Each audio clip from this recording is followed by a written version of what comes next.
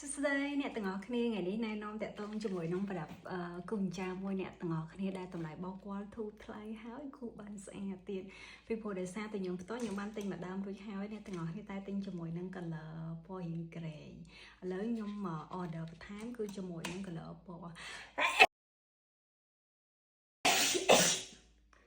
sorry អ្នកទាំងអស់គ្នាគឺជាមួយនឹង color ពណ៌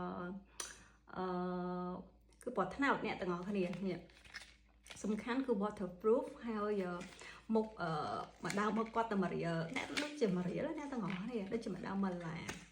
សំខាន់គឺយើងអូយអ្នកទាំងអស់គ្នាចេញថតលើកទី1អញ្ចឹងហ្មងគឺយើងមានជាមួយនឹងប្រដាប់សិតអញ្ចើមអ្នកទាំងអស់គ្នាសិតអញ្ចើមហើយនឹងមានជាមួយនឹងគូបរបស់គាត់នោះគឺលក្ខណៈរៀង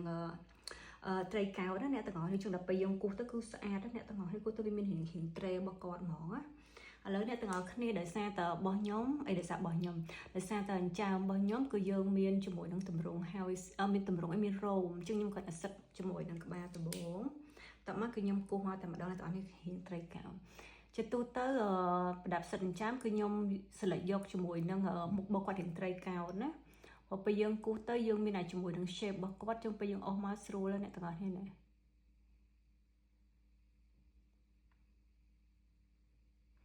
ចឹងគាត់ចង់បានរៀងខ្លីក៏បានគាត់ចង់បានជាមួយនឹងរៀងវែងក៏បានទៅតាមចិត្តរបស់គាត់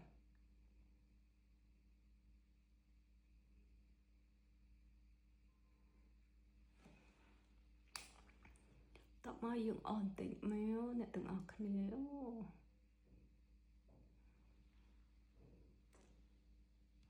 ហើយមកចំហៀងអ្នកទាំងអស់គ្នាដល់ពេលមកចំហៀងទៀត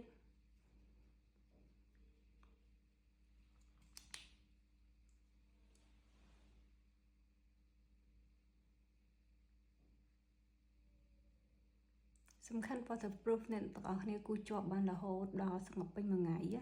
ត្រូវទឹកក៏អត់បញ្ហាដែរត្រូវទឹកក៏អត់រលុបខ្ញុំទិញនេះគឺខ្ញុំទិញ color ពណ៌ត្នោតអ្នកទាំងអស់គ្នា